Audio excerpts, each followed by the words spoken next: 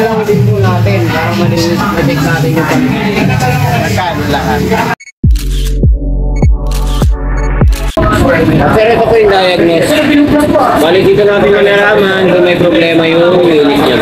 Kung may mga nagka-trigger na sensor, kung bakit nag-hard starting, bakit namamatay, then dito rin natin malalaman kung may mga putol na wire.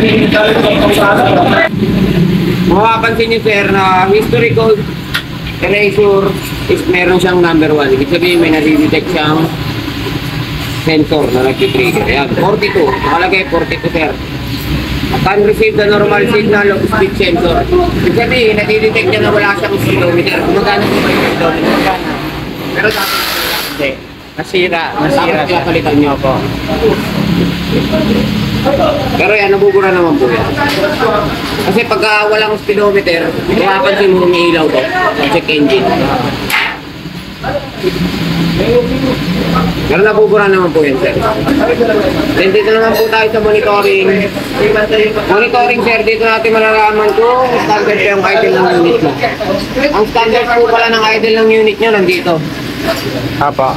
1.6 plus minus 100. Kasi naglalaro siya ng 1.6, 1.550, 1.7. Pag below na po, naka-yellow lane, engine RPM, pag below na siya sa 1.6, 1.7, full maintenance po ang gagawin natin. Bali ito na natin lilinisin dito, throttle body mo, FI cleaning. Ang throttle body ko, kakalinis ko pa lang. Baka FI. Kakalinis ko pa lang. Baka FI wala pa. Bago niyo po pinalinis, may nararamdaman na po kayong nag-. Ganun din, namamatayan din siya. Kaya ngayon, pinabalik ko nga dyan. Recommend na ako dito. Kaya sabi ko ganun pa rin, namamatay pa rin siya. Battery voltage niyo po, normal na. Battery voltage 10.3, pero ang normal niya is 12 volts. Pwede, full maintenance na lang natin. Full maintenance na lang din po natin para malinis na-check natin yung Magkano lahat? 899 po ang full maintenance. Bali ang naka-include doon is diagnose, throttle body, FI cleaning, then replace tayo ng fuel filter.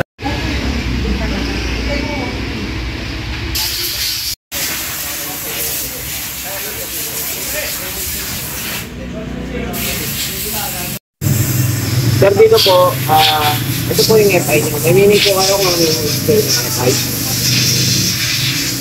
Fuel injector?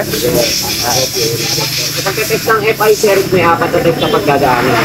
4 na test sa pagdadaanan. Leaking test, idle speed test, medium speed test, saka speed test. Sige. Unang test natin, sir, is leaking test. Sa leaking test ko, once na may tumulo o mag-leak sa FI nyo, it means replace. In 1 minute, under 20 PSI, once na may tumulo o mag-leak sa FI nyo, replace po tayo. Hindi natin siya pwedeng i-repair. Okay.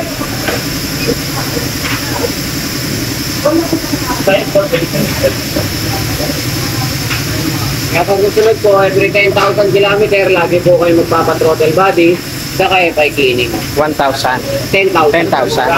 Sa panggilid naman po, 4,500 to 4,000. Then sa change oil, may idea naman po kayo na nagbabawas talaga yung DOI 125. Kaya ang gagawin nyo, basta araw-araw po ginagamit, kahit 1,000 km, pwede na po kayo mag-delete. Para maiwasan nyo yung overheat ng makina. Thank you, thank you.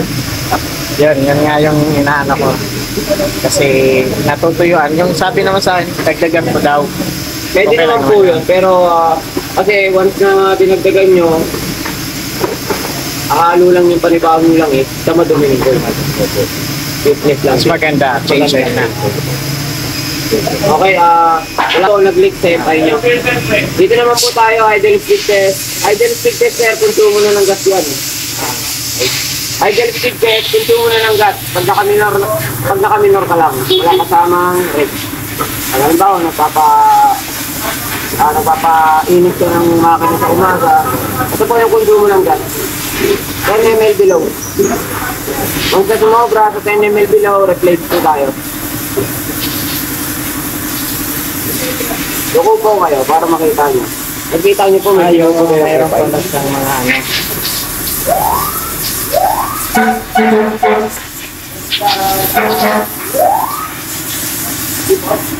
Kung ano po nakikita nyo yung buga ng FI nyo, ganyan din po pag naka-plug sa unit nyo.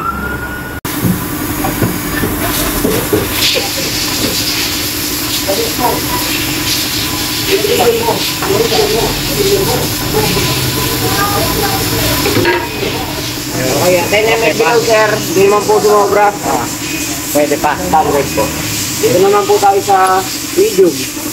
Medium speed test, medium speed test, pag naka-half ride ka na, pag nakatik na yung silinador mo na tumatakbo ka.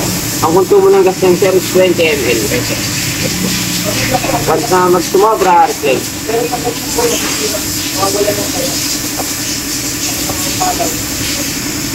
In 1 minute pa rin po, under 20 PSI, 20 ml lang tayo.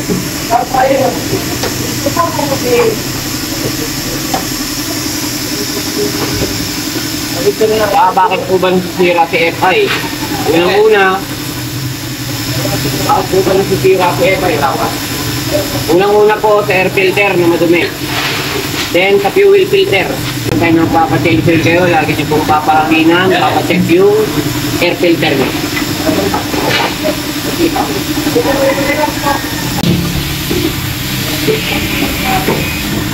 Standard naman po, Standard. 20 ml. Dito naman, high speed test, last test series, high speed test.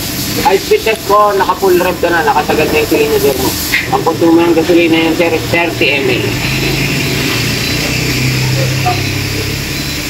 Ganun pa rin. Yes po. Iwan pa rin sir, 20.5 pa rin po tayo.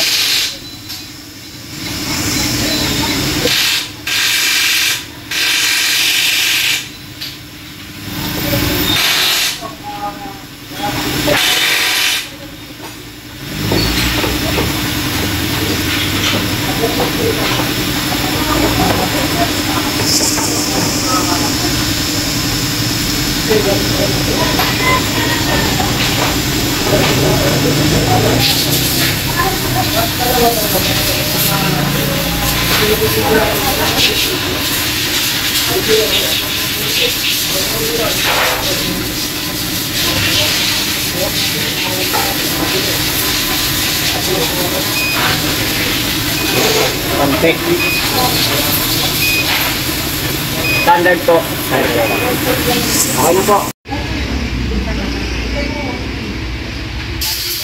Follow for more video.